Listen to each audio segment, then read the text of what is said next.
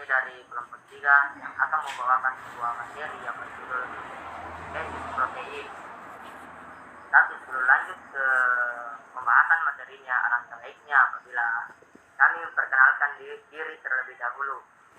Karena ada sebuah pepatah yang mengatakan, tak kenal maka tak sayang. Jadi kami akan perkenalkan diri terlebih dahulu. Oke, baiklah. Saya selaku moderator di kelompok ini atas nama Muhammad Ridwan dan teman-teman.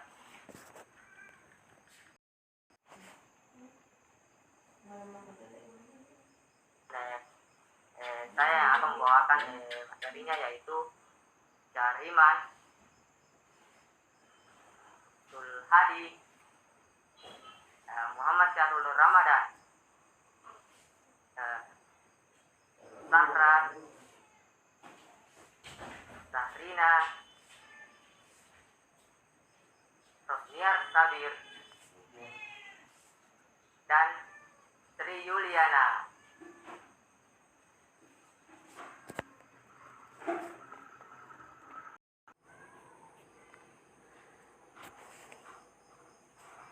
Pasti di antara teman-teman ada yang berpikir, apa sih itu sintesis protein? Bagaimana sih prosesnya? Jadi, maka dari itu, amatilah video pembahasan materi yang akan dibawakan teman kita.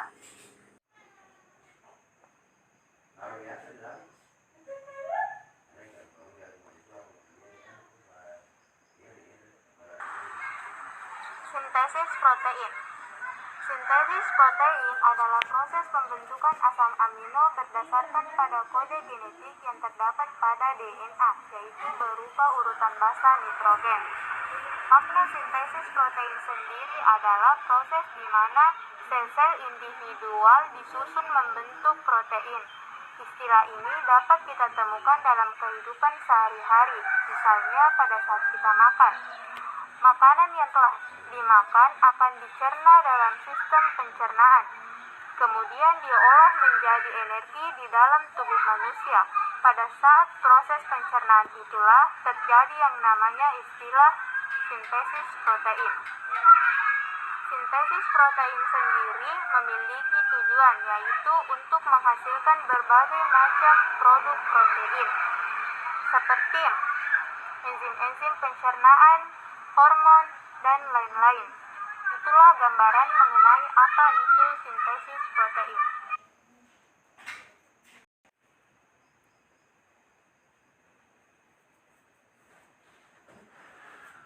Proses sintesis protein. Proses pembuatan protein atau sintesis protein dibagi menjadi dua bagian, yaitu transkripsi dan translasi. Yang pertama, transkripsi. Transkripsi adalah penyalinan kode genetik pada DNA yang menghasilkan RNA duta. Proses ini terjadi dalam nukleus. Transkripsi dibagi menjadi 3 tahapan proses, yaitu inisiasi, elongasi, dan terminasi.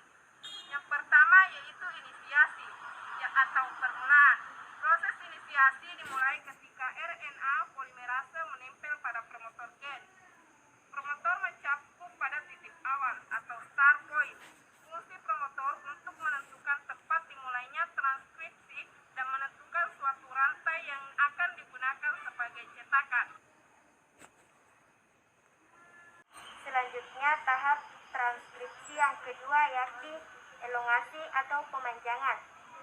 Elongasi terjadi saat RNA polimerase membuka untai ganda DNA. RNA polimerase selanjutnya akan menyusun nukleotida RNA membentuk RNA duta, seperti gambar di bawah.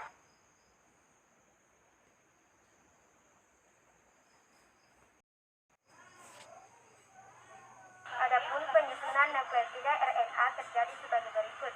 1. Salah satu utas DNA pada sebuah gen akan berperan sebagai cetakan untuk menyusun nukleotida RNA.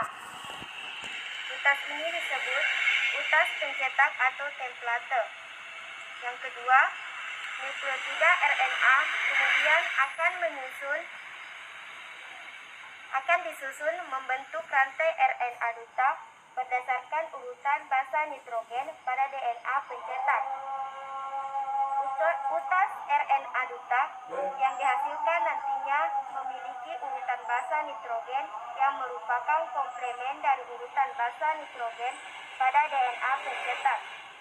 Yang ketiga, misalkan apabila pada DNA pencetak terdapat basa nitrogen kuning, maka nukleotida RNA yang tercetak adalah basa nitrogen adenin. Yang keempat, basa nitrogen guanin atau akan mencetak sitosin. Yang kelima, adenin akan mencetak urasil, demikian seterusnya.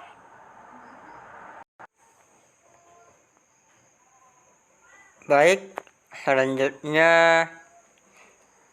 bagian ketiga yaitu terminasi atau pengakhiran.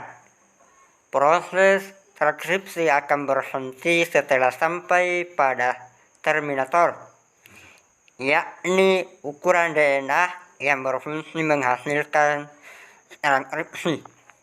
Seperti pada gambar di samping bisa dilihat. Sekian.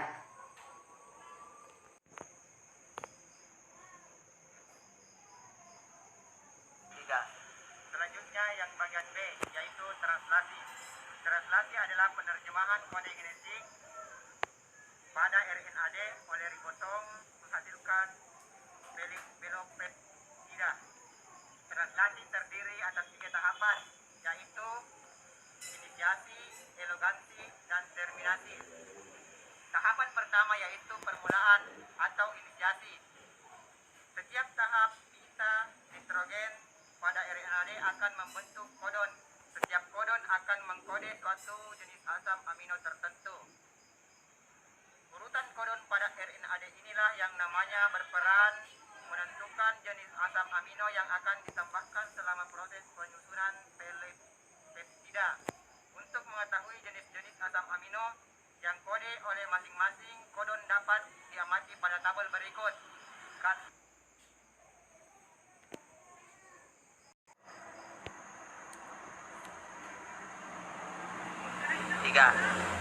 Misalnya, kodon yang tersusun oleh basa nitrogen UUU akan diterjemahkan sebagai asam amino fenilalanin.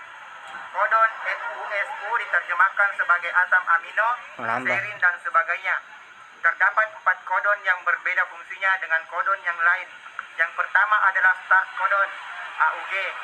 Selain berfungsi mengkode asam amino, metionin, AUG juga berperan sebagai kodon pertama yang memulai proses translasi. 3. Sementara kodon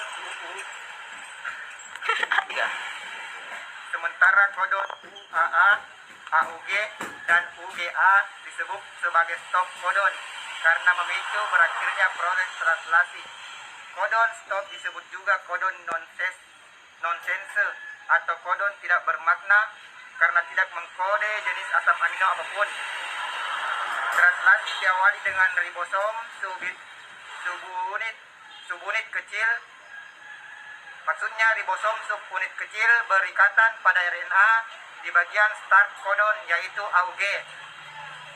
Setiap asam amino dibawa menuju ribosom oleh RNAT yang bersifat spesifik. Setiap RNAT memiliki urutan 3 basa nitrogen yang bersifat komplemen dengan kodon yang mengkode asam amino yang dibawa.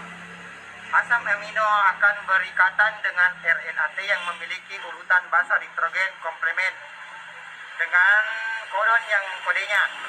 Urutan basa nitrogen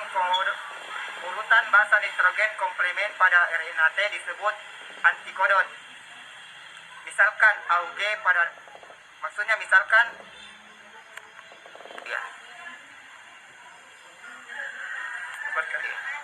Misalkan AUG adalah kodon yang mengkode asam amino metionin, maka metionin akan dibawa oleh RNAT yang memiliki antikodon UAS.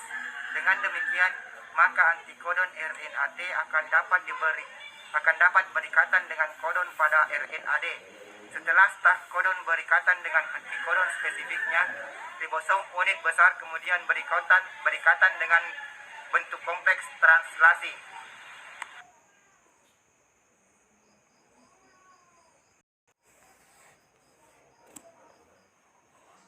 Tiga. Selanjutnya, yang kedua elongasi atau pemanjangan.